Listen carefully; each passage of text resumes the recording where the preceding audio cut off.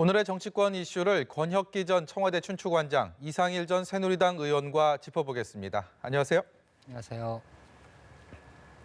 본격적인 대담을 시작하기에 앞서서 조영빈 앵커가 준비한 숫자로 읽는 1번지를 통해서 오늘의 주제 숫자부터 보고 오겠습니다. 네, 숫자로 읽는 1번지입니다. 오늘의 숫자는 20입니다. 말도 많고 탈도 많았던 20대 정기국회, 오늘이 마지막 날입니다. 극적으로 합의의 물살을 타는 듯했던 국회에는 또다시 전운이 감돌고 있습니다. 자유한국당이 약속했던 필리버스터 처리를 보류하면서 협상 분위기가 틀어지기 시작했는데요. 예산안 합의가 이뤄지면 한국당이 필리버스터를 철회하겠다고 했지만 여야는 끝내 이견을 좁히지 못했습니다. 국회를 둘러싸고 일촉즉발의 긴장감이 감도는 가운데 문희상 국회의장이 본회의 개의를 선언했습니다. 일명 민식이법 등 민생법안은 통과됐지만 합의가 불발된 예산안을 놓고 여야의 대치는 계속되고 있습니다. 20대 국회는 식물국회, 동물국회라고 불리며 국민에게 싸늘한 시선을 받았죠. 이제 정기국회 회기 종료까지 몇 시간 남지 않았는데요. 여야가 막판 극적 합의를 이뤄낼 수 있을까요? 지금까지 숫자로 읽는 1번지였습니다.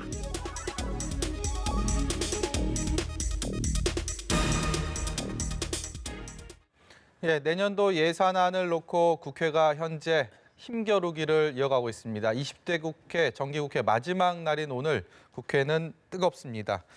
문희상 국회의장이 여야 3당 원내대표와 함께 오후에 이제 회동을 시작하면서 마지막 협상, 타협을 위해서 지금 회의를 여전히 이어가고 있는데 아직까지 이견차를 줄이지는 못한 상황인 것 같습니다. 예산국회 마지막 날 굉장히 지금 치열하게 첨예하게 갈등이 이어지고 있는데 일단 네네. 어떻게 결론을 맺게 될지 참 궁금합니다. 어떻습니까? 일단 외형적으로는 이제 민주당 이인영 원내대표는 한국당이 예산안 처리 협조가 없을 시에는 이제 4+1 공조 테이블을 통해서 그냥 4+1 당만의 수정안으로 본회의에서 이제 제출을 하고 처리를 하겠다 이렇게 이제 이야기하고 있고 심재철 대표 같은 경우는 예산안 합의 없이 처리 시에 이제 필리버스터로 이제 진행을 하겠다 이렇게 이제 강대강으로 이야기를 하고 있습니다만 네. 일단 과거 이제 예산안 처리의 사례를 보면 최종적으로 본회의장에서 처리되기 전까지는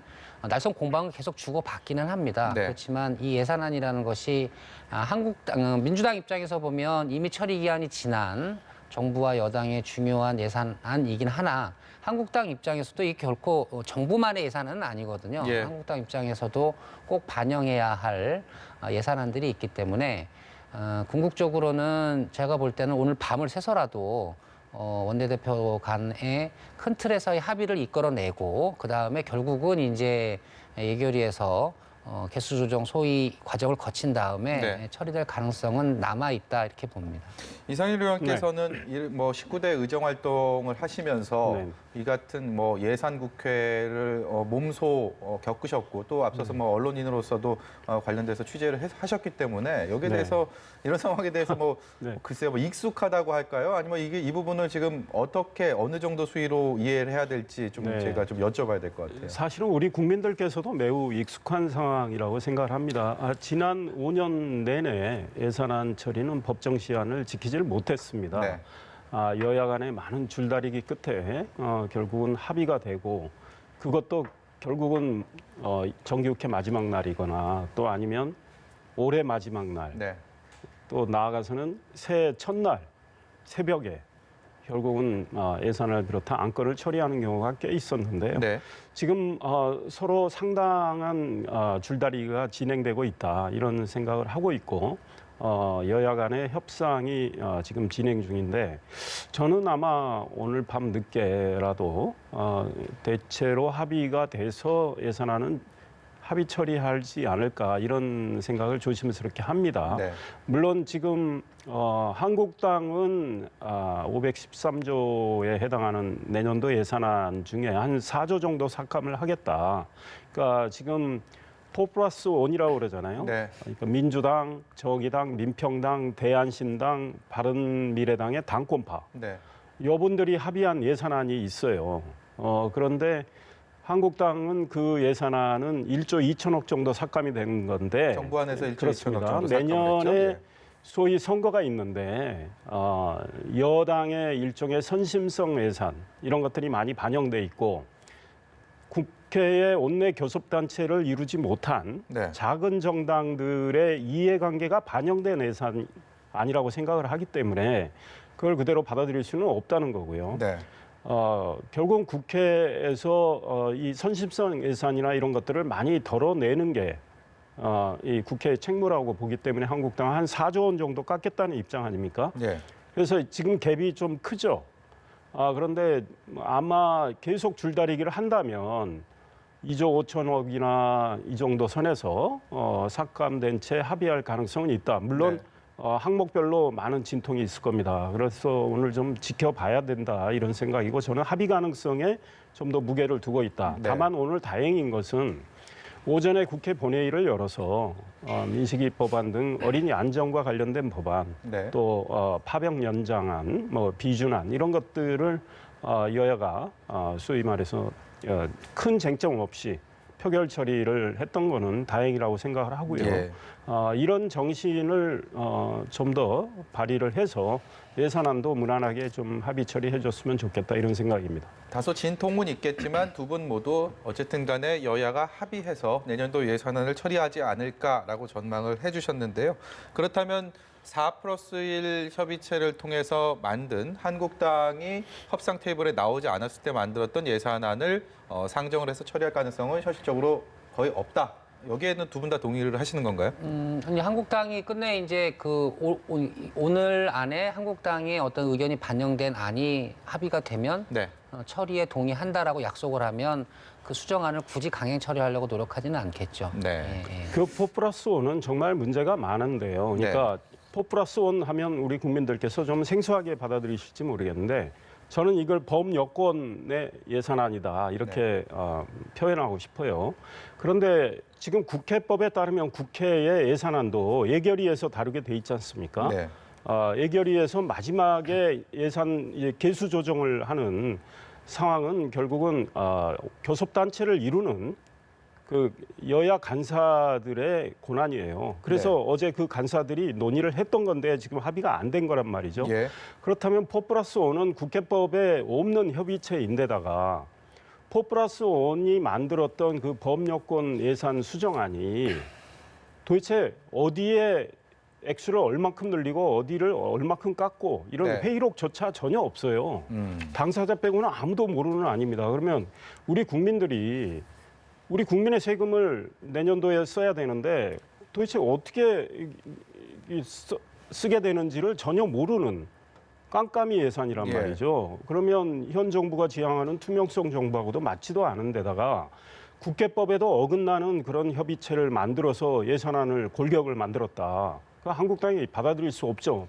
바른미래당의 지금 오신환 원내대표도 그건 수용하지 못하겠다는 거 아니겠습니까? 예. 그러니까 결국은 교섭단체를 이루는 민주당, 한국당, 바른미래당 이 간사들이 더 협의를 해야 된다. 그리고 원내대표들이 더 협상을 해서 최종 예산 합의안을 만들어야 된다. 그와 같은 소위 말해서 결론에 도달하려면 민주당이 좀 더 양보를 해야 된다. 왜냐하면 소위 밀실에서 만든 범여권 4+1 예산안을 전혀 수정하지 않겠다. 민주당은 현재 그런 입장인 것 같은데 그렇다면 한국당 바른미래당은 뭐 들러리스라는 이야기냐 예. 이거밖에 안 되기 때문에 한국당 바른미래당이 주장하는 여러 가지 것들을 좀 반영을 해서 예산 수정을 해야 된다 이런 생각입니다. 우리가 시계를 조금 돌려보면 어제 이전에, 그러니까 이틀 전으로 돌려봤을 때 결국은 한국당을 제외한 4+1의 수정안이 예산으로 처리되지 않을까 이쪽에 좀 유력한 무게가 실렸던 상황인데 거기에 대해서 이 상황이 급반전하고 변했던 계기가 뭔가라고 생각을 해보면 역시 자유한국당이 심재철 원내대표가 신임 원내대표로 당선이 되면서 이 같은 대화의 물꼬가 터졌다라는 게 여러분들의 어떤 분석이었거든요. 결국은 심재철 원내대표 체제에서 이 같은 변화를 끌어오는 데는 성공을 했는데 과연 어떻게 귀결된지에 대해서는 여전히 물음표가 좀 남는 것 같습니다. 어떻게 생각하십니까? 그래서 이제 나경원 원내대표가 조금 과하게 모든 예산안과 모든 법안 모두를 다 필리버스터로 걸어서 사실상 민생인 예산과 민생 법안에 대해서 네. 발목 잡기를 하고 있다는 여론이 비등해지면서 사실 네. 한국당의 어떤 전략적 실패에 대한 문제점 지적이 강하게 여론이 일었었죠. 아마 심재철 의원도 굉장히 강경 협상을 이제 주의하시는 분이셨는데 예상 외로 당선되자마자 일단은 필리버스터를 철회하고 네. 예산안과 민생법안 처리에 이제 합의를 했습니다. 비록 의총에서 예산안 처리 후에 네. 하는 것으로 이제 미루는 아쉬움은 남아 있습니다만, 하여튼 새 원내 지도부가 정확하게 이 국민을 보는 정치의 첫 발을 내디딘 셈이에요. 네. 그래서 오늘 비록 2시 본회의에 예산안이 처리는 지금 안 되고 협상으로 좀 지연되고는 있으나 일단 심재철 원내대표의 첫 작품으로 오늘 안에 여야 합의로 예산안이 통과가 된다면 새 원내대표 지도부의 어떤 국민 눈높이에 맞는 정치 행보로서는 좋은 네. 평가를 받을 수 있는 상황이 올 것 같습니다. 네, 그러면 지금 예산안 처리가 진통 끝에 결국은 하는 쪽에 무게가 실린다면 더 큰 난항은 이제 내일 이후가 아닐까 싶습니다. 이른바 패스트트랙 관련 법안에 대한 처리를 여당에서는 예고한 상황이고 임시국회를 통해서, 그리고 자유한국당에서는 이 부분만큼은 절대 안 된다. 여기도 다시 필리버스터 정국으로 돌입할 수 있음을 또 예고한 상황입니다. 그야말로 대치가 불가피한 상황이 현재로서는 예상이 되는데 여기에 대해서는 어떻게 그러니까 오늘 예산안 처리도 사실은 아직은 예상하기가 어렵지만 네. 저는 일단 심재철 원내대표가 새롭게 협상을 맡게 됨으로 인해서 소위 말해서 한국당의 이 협상력 이런 거 또 협상 의지 이런 것들이 좀 발휘가 돼서 아마 무난히 좀 처리되는 쪽에 무게를 좀 두고 싶고요. 네. 그렇다면 일단은 선거법 개정안과 고위공직자 범죄수사처 신설 문제 이 관련 법안도 지금 패스트트랙에 일방적으로 태워져 있긴 한데 네. 이에 대해서도 저는 협상의 어떤 가능성이 있지 않을까 이런 생각을 조심스럽게 해봅니다. 그렇습니까? 그러니까 예. 일단 예산안이 합의 처리를 한다면 임시국회는 당연히 또 열어야 되는데 민주당이 바로 패스트트랙에 올라간 이들 법안에 대해서 검경수사권 조정까지 해서 현재 5개 법안이 올라 있는데 네. 이거를 일방적으로 처리하기는 굉장히 부담스러울 거고 그러지는 않을 거다. 그러니까 한국당과 또 협상을 시도할 거고 한국당은 선거법 개정안과 관련해서 현재 기존의 패스트트랙에 올라간 225대 75, 그러니까 네. 지역구를 28개 줄이는 거, 네. 비례를 28개 늘리는 거, 그거는 이미 민주당도 포기를 했고 정의당도 다 포기를 한 거 아닙니까? 네. 그래서 이제 250대 50인데 그러면 비례대표 50석에 대한 연동률을 어떻게 할 거냐? 네. 그 50석 전체에 대해서 50%의 준연동형을 하자는 게 지금 정의당의 입장이고 다른 네. 작은 정당의 입장인데 민주당은 협상 가능성을 좀 남겨놓고 네. 그 50석의 절반인 25석 정도를 50% 준연동형을 하고 나머지 25석은 현행대로 하는 생각까지 하고 있단 말이죠. 예. 그건 한국당과 협상을 해보려는 생각이 있기 때문이고 한국당도 그걸 완전히 준연동형 안 된다. 이런 강경한 입장이지만 만약에 협상의 여지가 있다면 예. 연동형 한 20% 또는 아까 말씀드린 대로 50석의 절반에 대한 준연동형 50% 이런 정도에서 협상을 시도할 가능성은 있어요. 네. 그러니까 시간은 좀 걸리겠지만 선거법 개정안도 저는 합의 가능성에 좀 더 무게를 두고 싶다. 그러니까 정치는 가능성의 예술이고 네.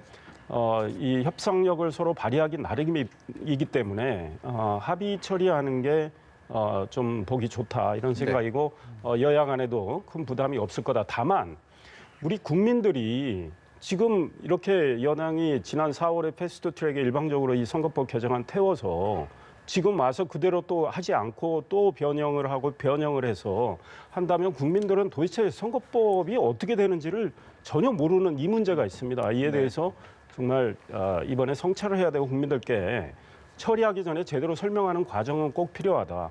그다음 공수처 신설, 지금 여당안 중심, 여당 법안으로 간다면 굉장히 독소 조항이 많다고 생각합니다. 그래서 이거는 검찰 개혁이 아니라 대통령한테 또 하나의 권력의 칼을 부여하는 셈인데 이에 대해서 만약에 이 여야 간에 또 네. 합의한다면 대통령의 입김을 최대한 줄이고 어찌됐든 그 공수처가 정치적 중립성을 확보하면서 수사의 독립성까지 확보하는 이런 방안이 돼야 되겠다. 게다가 기소하는 문제와 관련해서는 사법권에 대한 침해 이런 소지도 없애는 이런 선에서 합의를 해야 되는 거 아닌가. 그런데 굉장히 앞으로 지난한 첩첩산중이라고 표현해도 무방할 정도의 이런 과정이 남아있기 때문에 지켜봐야 되겠다. 최근 국회 정국을 그야말로 지배했다고 할까요? 무엇인가 이렇게 생각을 해보면 필리버스터 정국이 아니었나 싶은데 일단 자유한국당이 심재철 원내대표 당선 이후에 필리버스터 정국은 일단 철회했습니다. 그런데 이게 뭐 완전히 철회한 상황은 아니기 때문에 우리 지성린 기자 국회 연결을 통해서도 얘기를 잠깐 다뤘지만 과연 이 필리버스터 정국이 다시 또 재개될지 다시 시작될지 여기도 큰 관심이 쏠릴 수밖에 없습니다. 어떤 포인트를 유의 깊게 봐야 될까요? 그래서 일단 뭐 예산안에 합의 처리가 안 된다고 해서 필리버스터 카드를 꺼낼 수 있다라고 이제 심재철 원내대표가 이야기는 하는데 네. 그건 현실적으로 좀 어려워 보입니다. 왜냐하면 이제 오늘 민생 법안을 합의 처리를 했기 때문에 네. 가장 중요한 민생 현안이 예산안을 지연시키기 위해서 필리버스터 전술을 꺼내기는 큰 부담이 있을 것 같고요. 그래서 힘들더라도 밤을 새서라도 이제 예산안 합의 처리로 갈 가능성이 높다 이렇게 보이고요. 네. 다만 이제 그 교수님 말씀하신 것처럼 이제 그 선거법하고 공수처법에 대한 검찰개혁법에 대한 필리버스터 가능성이 이제 남아는 있죠. 네. 그런데 이제 임시회를 열게 되면 이제 필리버스터 전술에 이제 한계가 있기 때문에 물리적으로 예. 결국은 여야 4당 체제가 만들어서 올라간 그 원안 법안이 통과가 되어지는 가능성이 현실적으로 굉장히 높아지고요. 정치적으로 한국당이 그래서 뭐 예컨대 선거법 날치기다 이런 프레임을 만들려고 1년 내내 부단하게 장애투쟁과 의회에서 투쟁을 해왔습니다만 필리버스터 그리고 패스트트랙 국회 선진화법에 대한 국민에 대한 이해도가 높아지면서 그런 여론 형성이 잘 안 되고 있어요. 그렇기 때문에 한국당이 지속적으로 장애투쟁이라든가 필리버스터까지도 이제 계속 고민할 수밖에 없는 형국인 것이거든요. 그렇게 되면 결국은 이 예산안 처리, 민생법안 처리처럼 한국당도 수정안을 내서 본회의 표결에 참여해서 결국은 자신들의 실익도 챙기는 수순에서 이 법안 합의 처리를 시도할 가능성도 생겨나는 것이거든요. 네. 예컨대 연동형 비례대표제를 준연동형 비례대표제를 대폭 완화해서 네. 이번 충선에서 한국당의 비례대표 의석을 뺏기는 그 숫자 비율을 굉장히 낮춘다거나 공수처법 같은 경우도 아까 교수님 말씀하신 것처럼 본인들이 주장하는 몇 가지 큰 현안들이 있습니다. 예. 공수처장 임명에 있어서 국회 동의권을 좀 높인다거나 파견 검사들에 대해서도 임명권을 누구한테 줄 것인가 이런 부분들이 있고 민주당이 중요하게는 야 4당의 안도 중요하게 여기지만 한국당의 안도 어느 정도는 중요하게 여겨서 여야 만장일치로 선거법을 통과시키고 싶어하는 또 정치적인 목표점이 또 지향점이 있기 때문에 네. 충분히 그럴 가능성도 열려 있다 이렇게 봅니다. 지금 민주당은 집권 여당으로서 일단은 민식이법 등 그 비쟁점 법안이지만 국민들에겐 참 많은 관심을 받고 있는 그런 여론의 많은 초점을 받았던 그런 법안이기 때문에 그런 것들을 어쨌든 간에 정기국회 내에 처리를 한 부분 그리고 예산안 처리를 단독으로 하지 않고 어쨌든 협상 테이블로 한국당을 끌어안쳤다는 부분에서 어떤 명분이라는 거는 좀 찾을 수가 있지 않을까 싶은데 한국당 입장에서는 이런 상황에서 좀 실리를 얻기 위해서 어떤 식의 전략을 내놓을 거로 보십니까? 일단은 오늘 오전에 처리된 어린이 안전 법안과 관련해서 민주당이 그동안 한국당을 많이 공격했지만 한국당이 그에 대해서 필리버스터 걸지 않았다는 건 확인됐죠. 네. 예. 그러니까 비쟁점 법안 또 어린이 안전과 관련된 중요한 법안에 대해서 한국당이 필리버스터 소위 의사진행 방해 전술을 쓰지 않았다는 건 오늘 확인이 된 거란 말이죠. 네. 그러니까 그동안에 여당의 공격이 좀 잘못됐다고 생각을 하고 이 예산안과 관련해서 지금 진통을 겪고 있지만 여야 간의 협상이 이루어진 것이 이게 온전히 뭐 민주당의 무슨 정치력 발휘로 인해서 이루어진 건 아니에요. 그러니까 네. 한국당 내에 소위 전현직 원내 지도부의 교체, 그다음에 어떤 면에서는 나경원 전 대표도 계속 어떤 강경한 전술을 하면서 물밑에서는 협상 의지를 전혀 발휘하지 않은 게 아니란 말이죠. 네. 그러니까 협상의 문을 열어놓으면서 강경투쟁을 했던 거고 통상 서로 강경투쟁을 하면서 위기가 고조될 때 우리가 통상 예상하면 파국이 올 수 있다. 이런 지점까지 가면 역시 협상의 문도 열리는 거거든요. 예. 그런 상황에 정기국회 오늘 마지막 날이기 때문에 특히 어제 마지막 날 하루 앞두고 한국당의 원내 지도부가 교체되고 또 심재철 원내대표가 투쟁을 하는 가운데서도 협상을 하겠다 이런 의지를 밝히고 실제로 이제 협상이 진행이 됐단 말이죠. 아직도 협상이 진행 중인 과정이고 진통이 있는 거니까 오늘 예산안과 관련해서 만약에 합의된다면 사실은 한국당, 민주당 양쪽이 정치력을 발휘한 셈이란 말이에요. 네. 그러면 그런 맥락에서 그러면 선거법과 공수처 신설 법안 이거에 대해서도 저는 그런 어떤 협상의 정신이 이어질 가능성이 있다.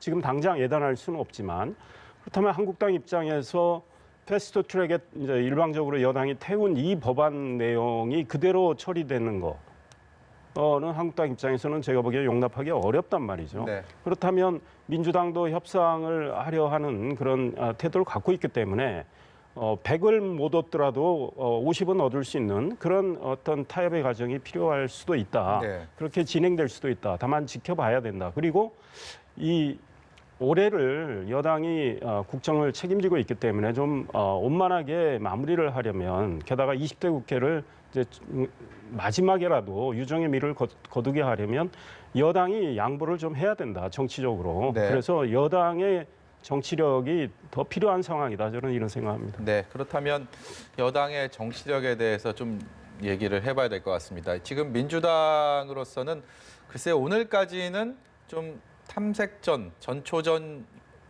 느낌이 좀 들고 정말 임시국회가 시작되는 내일부터 본격적인 여야의 격돌, 과연 20대 국회를 어떻게 마무리할 것인지 관심이 모아질 수밖에 없는데 여당으로서는 어떤 전략을 세우고 들어갈까요? 그러니까 일단은 그 나경원 원내대표 같은 경우 선거법에서 비례대표 폐지안만 계속 주장하면서 네. 사실상 선거법에 대한 협상 태도를 보이지 않았었거든요. 네. 그래서 나경원 원내대표하고는 한 보도 앞으로 가지 못했는데 이제 심재철 원내대표의 입장이 되게 중요한 것 같아요. 심재철 원내대표가 이제 거의 시간적으로 막바지에 왔기 때문에 그냥 원안이 통과되는 것보다는 한국당의 의원들이 불안해하지 않을 선에서의 수정안을 내서 합의 처리하는 것을 그런 태도를 보여준다면 네. 저는 민주당이 정의당 등 타 야당을 설득을 해서 민주당 입장에서 보면 한국당도 설득해야 되고 야사당도 설득을 해야 되거든요. 그래서 일단 갯문발차식으로 준연동형 비례제도를 도입하되 의석수에 대한 비율이라든가 지역구에 대한 조정 등은 한국당과 합의하에 처리해서 네. 올해에는 그렇게 시동을 거는 개념으로 입법을 하고 네. 시행하면서 또 재수정할 수 있는 그런 기회룸을 여는 쪽으로 네. 정치력을 발휘해야 하지 않을까 이렇게 봅니다. 예, 정의당 얘기를 말씀 중에 해주셔갖고 정의당 얘기 좀 해보려고 합니다. 정의당은 이 상황을 어떻게 보고 있을까요? 윤소아 원내대표가 오늘 오전에 한 얘기인데요. 그 발언부터 듣고 오겠습니다. 작년 12월 그 예산안 심의 의결할 때요. 네. 이제 민주당이 자유한국당하고만 협상해서 예산안을 기습적으로 통과시킨 적이 있잖아요. 예. 이것이 바로 거대 양당의 기득권이 어떻게 작동하는지 잘 보여주는 사례였는데 네. 국회를 바꾸자고 해놓고 승자독식의 현행 선거제도 혜택을 받아온 거대 양당이 자신의 기득권을 하나도 놓지 않으려고 하면 네. 불행한 일이 발생할 건데 자유한국당과 협상한다고 하면서 또다시 민주당이 개혁의 골든타임을 놓칠까 봐 우려되는 것이고요. 네, 정의당 윤소아 원내대표의 얘기를 듣고 왔습니다. 정의당은 한국당과 민주당의 합의를 믿을 수가 없다. 그렇기 때문에 심상정 대표는 또 이런 얘기도 했습니다. 한국당이 협상하지 않은 거는 헐리우드 액션이다. 민주당한테 끌려다니지 말라 이런 얘기를 했는데요. 정의당은 오로지 자기 당 입장에서 이야기하는 거죠. 정의당의 지금 최고의 목표가 뭡니까? 의석수 21대 국회에서 늘리는 거잖아요. 그렇기 때문에 지난번에 조국 사태 때 처음에 조국 당시 법무부 장관 후보자에 대해서 굉장히 비판적인 시각이었다가 결국은 거둬들인 것도 다 지금 준연동형 선거법 개정안을 처리하기 위해서입니다. 그래서 민주당은 또 공수처 신설을 하기 위해서 정의당한테 양보를 해서 예.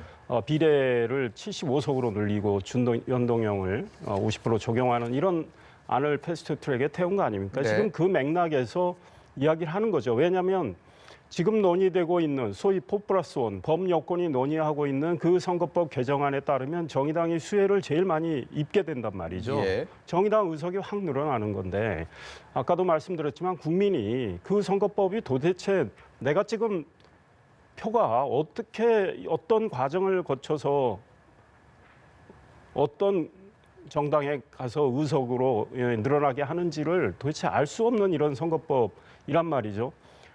민주당도 인정을 하지 않습니까? 준연동형을 하는 나라, 전 세계 어디에도 없다. 지금 이런 상황이잖아요. 네. 그리고 사실은 미국 같은 경우 대통령제를 하지만 미국의 상하원은 비례대표가 없습니다. 그래서 소선거구제로 지역구 의원들로만 다 구성을 의회를 하게 돼 있고 네. 연동형을 도입하는 나라는 의원 내각제나 이원 집정부제를 대부분 하고 있어요. 그러니까 한국당이 연동형을 도입하려면 개헌하자 이런 입장이었던 거 아니겠습니까? 그런데 지금 이제 현실적으로 선거법 개정 처리를 놓고 막판에 와 있기 때문에 이제 협상을 하는 건데 지금 정의당이 반대하는 건 250대 50까지는 찬성을 했어요. 네. 그리고 그 비례 50석의 준연동형 50%를 적용하는 게 지금 정의당의 입장이에요. 여기서 더 못 물러나겠다는 거죠. 네. 그런데 지금 민주당, 한국당과 협상 가능성을 열어놓고 다른 카드를 또 검토를 하고 있는 거죠. 그게 네. 이미 말씀드린 대로 비례 25석에 대해서만 준연동형 50%를 하고 나머지 25석은 현행대로 하거나 또 50석의 준연동형 적용률을 20%나 30% 정도로 낮추는 이런 고민을 하고 있기 때문에 지금 정의당은 한국당하고 그렇게 짬짬이하면 안 된다 저 주장을 하고 있는 거예요. 왜? 자기들이 손해보니까. 그런데 사실 국회에 현재 6석을 가지고 있는 정의당이고 한국당은 또 108석을 가지고 있고 바른미래당의 당권파가 아닌 분들 비당권파도 15석이 있고 그렇기 때문에 민주당은 또 그쪽과의 협상을 생각을 안 할 수는 없는 상황이에요. 그래서 정의당 욕심만 부리면 결국은 굉장한 파국이 올 가능성이 있다. 저는 네. 이런 생각합니다. 그래서 민주당이 원내 제1야당인 한국당과 협상에 주력하는 게 맞다. 네. 이런 생각입니다. 제가 이 의원께 이제 정의당 관련 질문을 드렸는데 민주당 입장에서는 그렇다 하더라도 어쨌든 간에 정의당을 떼어놓고서는 지금 어떤 것들도 하기가 쉽지 않지 않습니까? 어쨌든 같이 보폭을 맞춰갈 수밖에 없는 그런 상황인데 그럼 민주당에서는 정의당에 그렇다고 또 뭐 이 의원께서 말씀하신 것처럼 뭐 그런 우려들을 또 다 감싸고 가기도 쉽지는 않을 거고 되게 어떤 전략을 잡아야 될지 굉장히 머리가 아플 것 같아요.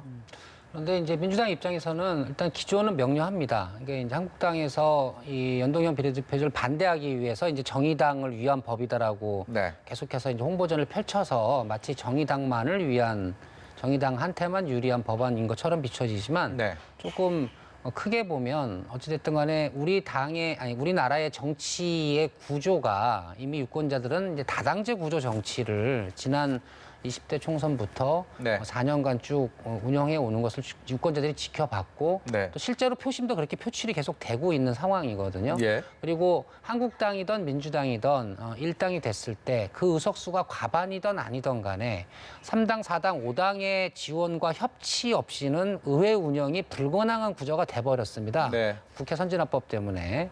그래서 민주당 입장에서 보면 한국당이 계속해서 국정 운영 협조에 가장 이 비협조적인 태도를 보이고 있는 상황에서 타 3, 4당 야당과의 협조까지 놓아버리면 네. 여당으로서 국회 운영 아예 할 수가 없는 상황이거든요. 네. 그래서 정의당을 포함한 3당의 요구 사항에 대한 귀를 기울일 수밖에 없는 상황이고 그래서 패스트트랙으로 1년 동안 여기까지 오게 된 것이죠. 예. 그러나 그럼에도 불구하고 어차피 국민들이 봤을 때는 선거법이나 주요한 검찰개혁 법안이 한국당의 의사와 무관하게 그냥 일방 처리되는 것보다는 그래도 한국당과 끝까지 협상을 해서 협상안을 통과시키는 게 개혁을 추동하는 데 있어도 훨씬 더 동력을 많이 얻기 때문에 그 부분도 포기하지 않고 계속 시도를 할 것입니다. 그러나 그 데드라인을 새로 뽑힌 심재철 원내대표가 어디까지 정해줄 거냐에 따라서 한국당의 합의 처리 시도를 용인하고 추구하겠지만 어느 선에 다다랐을 때 더 이상 시간 끌기에 불과하다고 판단된다면 이제 4+1 체제로 결단을 내릴 수밖에 없겠죠. 네, 다음 주 이 시간에 제가 이 두 분을 모시고 어떤 얘기를 하고 있을지 지금 뭐 벌써부터 기대가 됩니다. 뭐 예상도 하기가 어려운 상황인데요. 화제를 돌려보겠습니다. 자유한국당이 오는 주말, 그러니까 토요일이죠. 장애 집회를 예고했습니다. 대규모 장애 집회를 연다고 하는데 이인영 더불어민주당 원내대표가 오늘 오전에는 이에 대해서 원색적인 표현까지 써가면서 강도 높게 비판을 했는데요. 이인영 원내대표 얘기를 듣고 오시겠습니다. 국회를 봉쇄해 국민의 삶에 족쇄를 채워둔 채 이제 나의 아스팔트로 나가겠다고 하니까 어처구니가 없습니다. 이 정도면 자유한국당을 아예 아스팔트 중독당이라고 불러도 할 말이 없겠습니다. 네, 아스팔트 중독당이라는 표현을 썼습니다. 황교안 대표의 고강도 장애투쟁 예고에 대한 민주당 원내대표의 표현인데요. 글쎄요, 지금 국회가 이렇게 어쨌든 협상을 하고 대화를 하고 있는 상황에서 또 장애 집회라는 것도 그렇게 예상을 하기 쉽지 않은 상황이었는데 일련의 상황들 어떻게 봐야 됩니까? 아니 소위 원내외 병행투쟁이란 말을 많이 하죠. 네. 민주당도 야당할 때 많이 썼어요. 그러니까 그날 토요일 날 주말에 국회가 열립니까? 국회 안 열리는 날이에요. 네. 그러니까 국회 열려서 협상은 협상대로 하면서 국회 쉬는 날 광화문 광장에 모여서 소위 당과 또 국민의 상당수가 동의하는 부분에 대해서 메시지를 내겠다는 게 뭐가 잘못된 건가. 민주당이 지금 한국당 입장이라면 이보다 더한 장애투쟁도 했을 것 같아요. 왜 장애투쟁을 하느냐.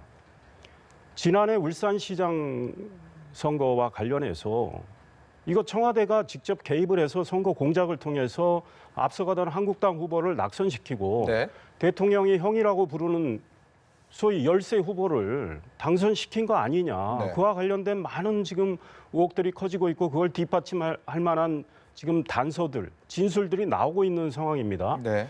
게다가 부산시 전 부시장 유재수 씨와 관련해서 이 노무현 행정부 때 청와대에 있었고 문 대통령 민정수석할 때 그 밑에 있었고 네.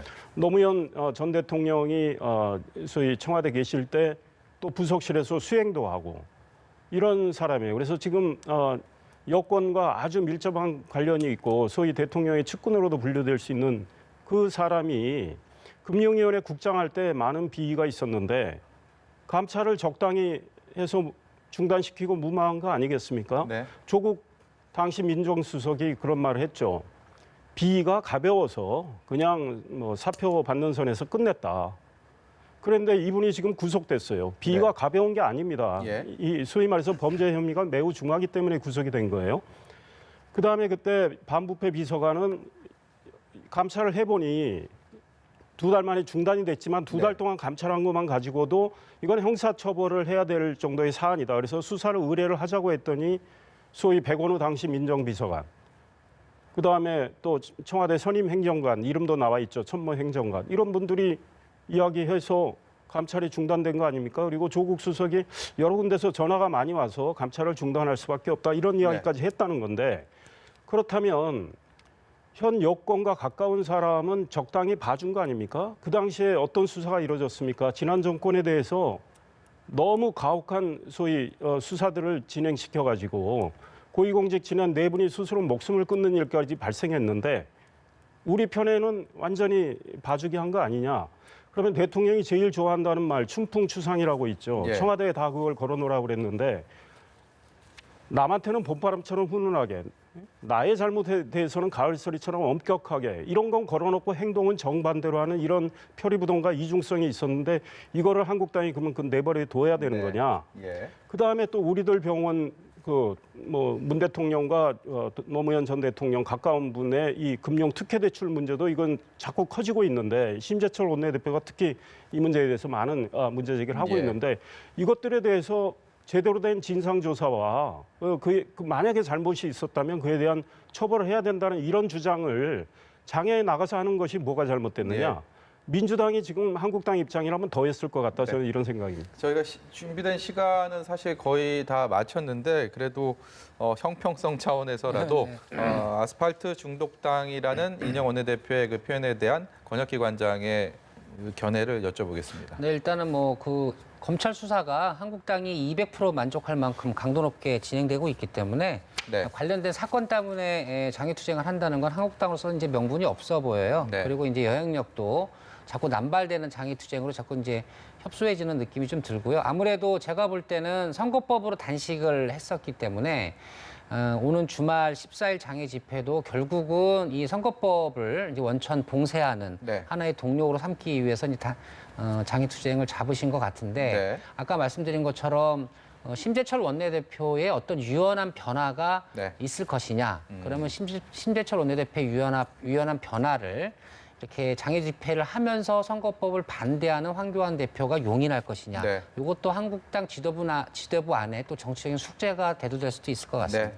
다음 주 이 시간에 임시국회는 어떤 결론을 지었고 그리고 한국당의 장애 집회는 무엇을 가져왔는지 이야기거리 풍성하게 가지고 그때 다시 모셔서 여쭤보도록 하겠습니다. 오늘 말씀 여기까지 듣겠습니다. 지금까지 권혁기 전 청와대 춘추관장 그리고 이상일 전 새누리당 의원이었습니다. 고맙습니다. 감사합니다.